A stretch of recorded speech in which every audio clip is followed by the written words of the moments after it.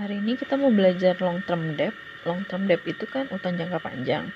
Berarti salah satu contohnya itu bonds. Kalau bonds kan biasanya punya kupon. Nah, kuponnya itu biasanya kan mengacu ke suku bunga acuan negaranya masing-masing. Nah, kalau di Indonesia itu berarti mengacunya ke BI rate. Kalau BI rate itu kan bisa naik apa turun, tergantung dari keputusan Menteri Keuangannya. Nah, kalau misalnya kita udah nerbitin bonus, kuponnya 10%, tapi ternyata BI rate-nya turun.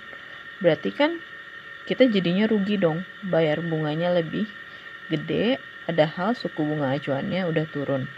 Nah, untuk meminimalisir kerugiannya, caranya bisa dari kita lunasin utang yang lama, terus kita nerbitin obligasi yang baru dengan suku bunga yang baru, yang lebih rendah. Nah, kalau kita ganti kayak gitu sebenarnya untung atau enggak, kita harus cek dulu, hitung dari NPV-nya atau net present value-nya.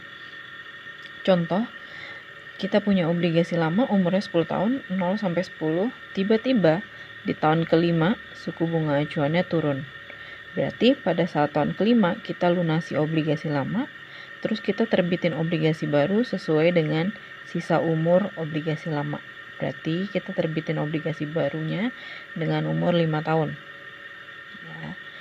Nah, kita hitungnya dengan rumus NPV.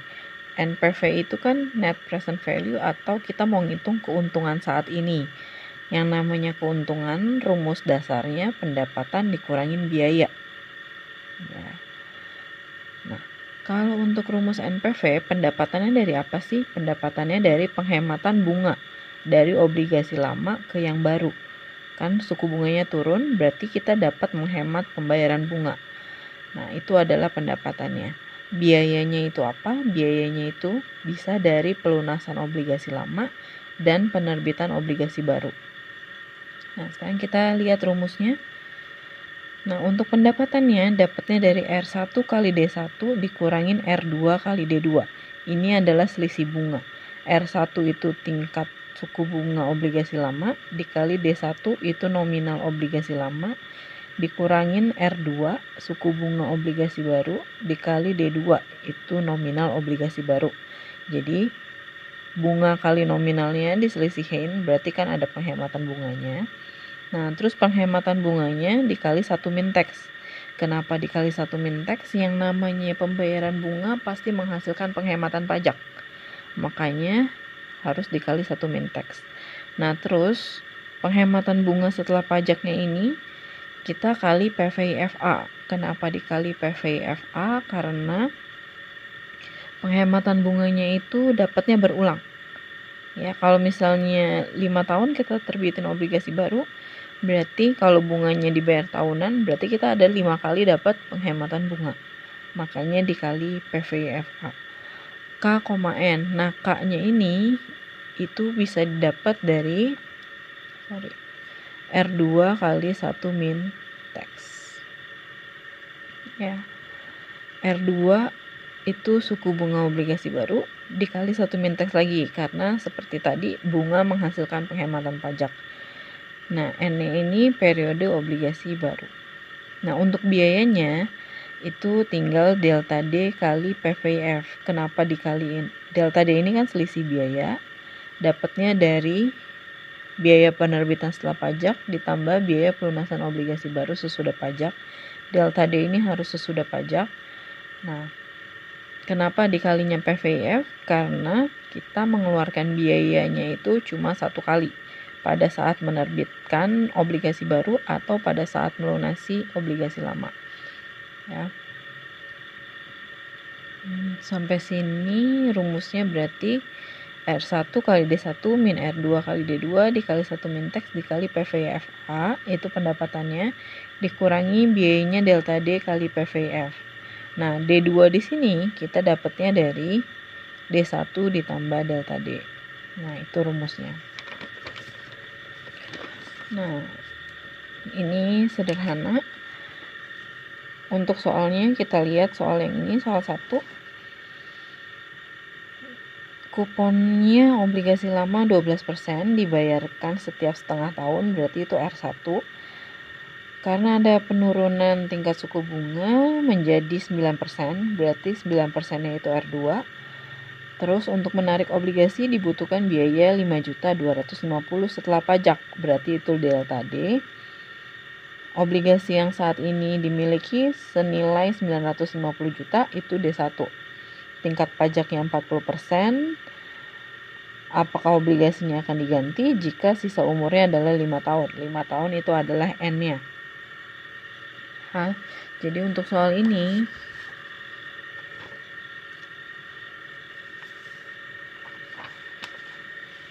kita lihat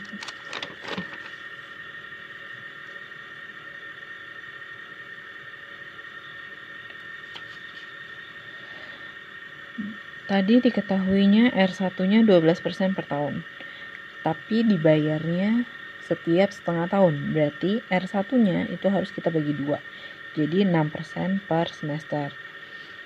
Terus D1-nya 950 juta. Nah untuk R2-nya dia turun jadi 9% per tahun.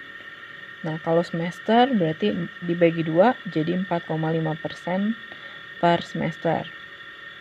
Nah terus dia bilang delta D-nya 5.250 juta. 5.250.000. Nah kalau delta D ini dia bilang sudah pajak, berarti tidak usah dikali 1 min-tax lagi. Kalau misalnya delta D-nya dikasih tahu sebelum pajak, berarti harus kamu kali 1 min-tax. Ya. D1-nya 950, delta D-nya 5,25, berarti D2-nya tinggal kamu tambahin 950 tambah 5,25. Jadinya 955,25. Taxnya 40%, N-nya 5 tahun. 5 tahun berarti 10 semester. Nah untuk K-nya itu R2 kali 1 min-tax. R2-nya tadi kamu udah dapat 0,045 dikali 1 min-tax dikali 1 min 40%, jadi ketemunya 0,027. Nah kita masukin ke rumusnya.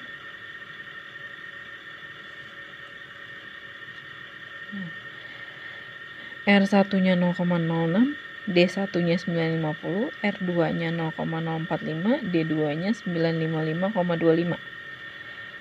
Nah, dikali 1 min 40% dikali PVFA, K-nya 0,027, N-nya 10. Ya. Terus delta D-nya 5,25, PVF-nya 1/1 plus 0,027 pangkat 10.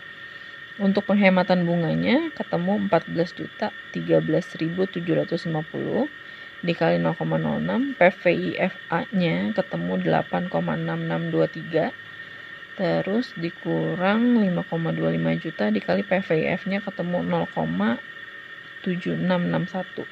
Jadi NPV-nya ketemu 68.812.758,98. Nah, karena NPV-nya positif berarti layaknya layak apa? Berarti layak untuk diganti dengan obligasi yang baru. Itu untuk soal 1. Nah, untuk soal 2 kita lihat.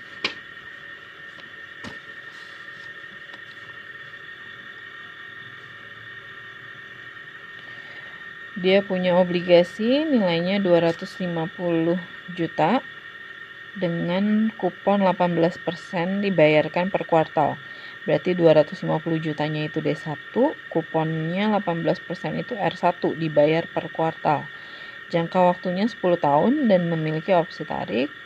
Terus obligasi itu diterbitkan 4 tahun yang lalu, berarti sisa umurnya 10 dikurangin 4. Jadi sisanya 6 tahun. Nah, terus saat ini suku bunga turun menjadi 15%, berarti 15%-nya itu R2. PT Old Trafford harus mengeluarkan biaya tarik sebesar 10% dari harga nominal sebelum pajak. Nah, ini berarti delta D-nya 10% dikali harga nominalnya, terus harus dikali 1 min-tax. Apakah obligasi ini akan diganti jika tingkat pajaknya 40%? Kita lihat soal 2.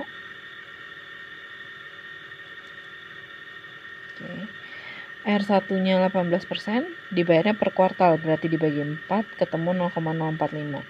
D1-nya 250 juta, nah sisa umurnya 6 tahun kan tadi, berarti 24 kuartal.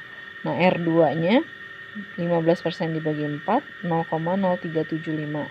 Delta D-nya 10% dikali nominalnya, terus dia bilang itu sebelum pajak, makanya harus dikali 1 min tax. Nah, 10% dikali nominalnya 250 juta, dikali 1 min 40%. Ketemu delta D-nya 15 juta. Nah, kalau delta D-nya 15 juta, D1-nya 250 juta, berarti D2-nya D1 ditambah delta D, 250 juta ditambah 15 juta. Ketemu 265 juta. Nah, untuk K-nya R2 dikali 1 min tax, berarti ketemunya 0,0225. Sama kayak tadi, tinggal masukin rumus. R1-nya 0,045, D1-nya 250 juta, R2-nya 0,0375, D2-nya 265 juta. Dikali 1 min tax, dikali PVFA-nya. PVFA-nya 1 min 1 per 1 plus 0,0225 pangkat N-nya 24 dibagi 0,0225. Nah, terus dikurang delta D-nya 15 juta dikali PVF-nya 1 per 1 per 0,1 per 1 plus 0,0225 pangkat 24. Nah, ketemu penghematan bunganya itu 1.312.500 dikali 0,6 dikali PVFA-nya ketemu 18,3890. Terus delta D-nya 15 juta, PVF-nya ketemu 0,5862. Nah, setelah dikurangin ketemu hasil NPV-nya 5.688.337,5.